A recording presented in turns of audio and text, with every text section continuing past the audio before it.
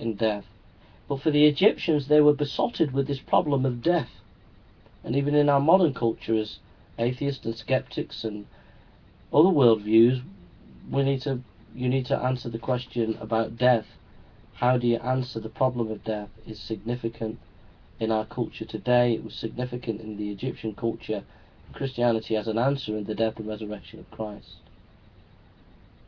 I'm trying to think of other significant books and things that I read.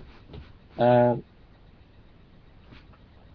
if any atheists out there want a pot shot at some of these questions, what's your answer to death as an atheist, I'll be very interested to hear what you have to say.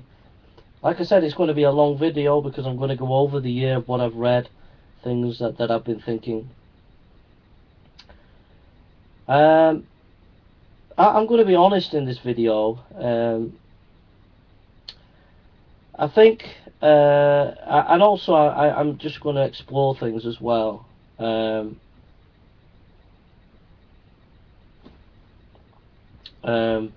just thinking, what else did I read? Peter Hitchens, Christopher Hitchens' son, brother, was a really good book on looking at communism. Peter Hitchens spent time in Russia, and his book, The Rage Against God, if I remember rightly, is a very, very, very good book on, very nostalgic for a later Britain, like a 1930s kind of Britain, but very good on looking at communism, very detailed in its study of communism, because he lived in Russia as a correspondent for a time. That was very interesting and helpful background material in being able to critique atheism. Gunning for God was an excellent book by John Lennox. There was quite a bit, he was quite scholarly, and he was able to look at not just the main hitters like Hitchens and Dawkins and Harris, but he looked at French atheists, etc. And it was a very, very good book. And I particularly liked his ability to critique the atheist, was very sharp and excellent. I'm just trying to think of other people on things that really spoke to me. I think I read a lot of Francis Schaeffer and studied a lot of Francis Schaeffer, and I continually go back to his book Escape from Reason, and he is there and he is not silent, and his lectures on the history of Western thought. And something came to me recently. He traces how he talks about nature and grace, and that if we get rid of grace being the upper story, the heavenly story in philosophical idealistic kind of thinking, Neoplatonic or Platonic kind of thinking. But he was saying, like, once you get rid of grace, that kind of idealism, then you're left with nature, and from nature you can't build universal morals because it's finite, and from the finite you can't build a set of morals because there's an infinite number of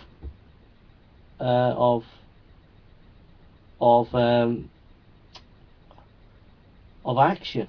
So the finite cannot build an ethic for the infinite, because there's so many infinite constructs that you can have, so many infinite applications of a moral dilemma, etc. So basically, once you're in the lower story of nature, you kind of like finished, really.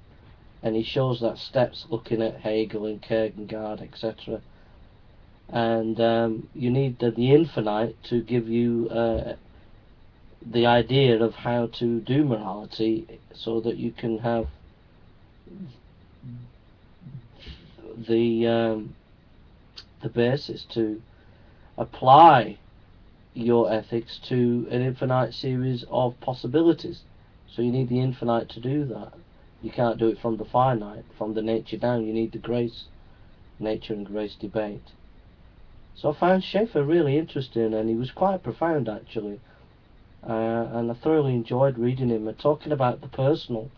That is one of his main qualms. Schaeffer was that at the beginning of time, there are only kind of three possibilities that you can have: either chance, either there was a personal creator, or you can have pantheism. So you got chance and matter, you got pantheism, you got the personal triune God. And he was just saying that you can't understand what it is to be human in relationships unless you take the Christian judo position that a personal God created us. That's the only way it explains why we're personal. But how can chance and matter produce personal and relational? It just can't be. So his insights there were really helpful, and I found them really stimulating, really, and I always come back to that and find it really helpful. I'm just trying to think of other things as well. Trying to think of other books that I read. I think I did a lot on the resurrection of Christ, and Dr. Baucom's lectures at Southern Theological Seminary I mentioned a lot. There were 4 lectures on the historicity of Christ. I would encourage everybody to go and listen to those lectures. They were really good, and he just does research concerning the nature of the Gospels and the nature of historical documents at the time of the Gospels. And it's just amazing how the Gospels kind of mimic the historical material of the way Roman historians and Greek historians wrote, and that they base good history on eyewitness accounts, which was fascinating. And I really enjoyed listening to those 4 lectures. And I listened to debates between William Lane Craig and Dr. Price, William Lane Craig and Richard Carrier, William Lane Craig and Bart Ehrman and Dr. Evans. I listened to a lot of these debates and read a lot of articles. I read Schweizer's the Quest for the Historical Jesus, and just studied a lot about the resurrection, and feel pretty well equipped to be able to deal with any atheist in any academic debate. And I did challenge many atheists for academic debates, and no one would take me up on it. Non-Stamp Collector was possibly, he said he would talk to me on Blog TV, but he said he didn't think academic debate was applicable to calling it that. But at the end of the day, he wasn't really interested in having an academic debate with me on the resurrection. But I feel very equipped to be able to deal with any atheist, YouTuber, any of the top atheists, whether it be AronRa or Non-Stamp Collector or whoever. You know, if they wanted to debate me on did Jesus rise from the dead, I feel more than able to take them on that. And I studied a tremendous amount on it over the year, and culminating in recently writing a booklet on it, which I'll be sending to publishers next year. Basic arguments that Richard Carrier would bring, basically that it's the gospel accounts are based on Jewish legend, just doesn't stand up to scrutiny.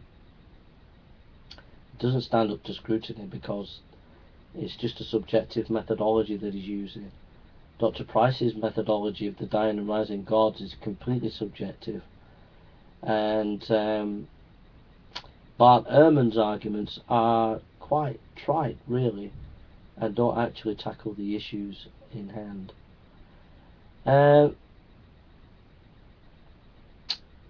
You've got to throw in N.T. Wright on the resurrection of Christ and the work that's been done on first century Judaism. One can never be tired of saying this. one can be, I've only got a little bit left, one can never get tired of saying it, that the Gospels are history, because when we look at first century Judaism, research what first century Judaism is like, it is reflected in the Gospels. And I challenge any atheist to read N.T. Wright's work, his volumes. He wrote 3 key volumes on it, and they are landmark volumes, and I'm willing to challenge any atheist on YouTube or at any university campus to come and debate you on it.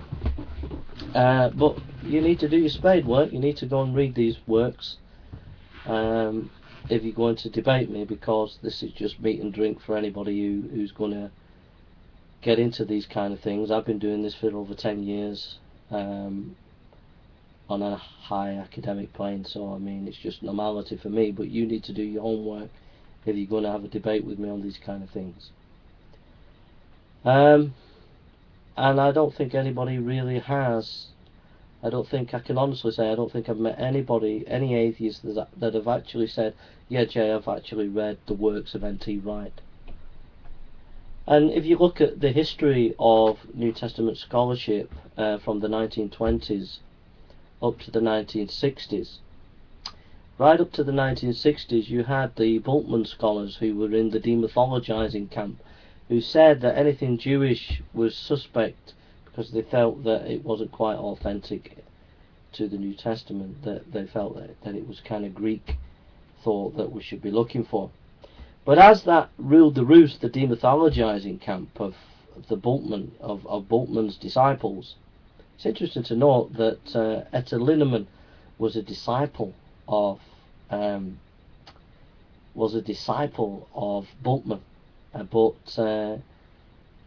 and she was a great scholar, but she wrote a number of books using Bultmann's methodology, and she became world famous scholar. But hey, guess what? She became a born again Christian. She renounced her Bultmannian ideas, and she became a full blown conservative evangelical. Hallelujah. But anyhow, the point is that up to the 1960s, Bultmann scholarship ruled the roost. But there was an undercurrent going on. From the 1920s, there were a number of Jewish scholars, mind, not Christian scholars, but Jewish scholars, that had thought about writing the life of Jesus from a Jewish perspective. So they went and looked at the life of Jesus, but looked at the historical sources of first century Judaism, and guess what?